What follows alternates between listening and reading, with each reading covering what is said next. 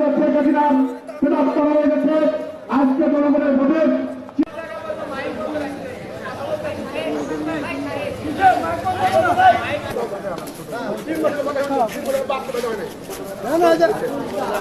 বিপ্লবের মধ্যে দিয়ে একটি নতুন বাংলাদেশ আজকে আমরা পেয়েছি।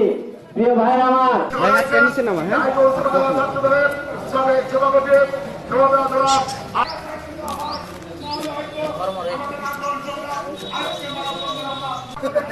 জনগণের দাবি বলতে হবে,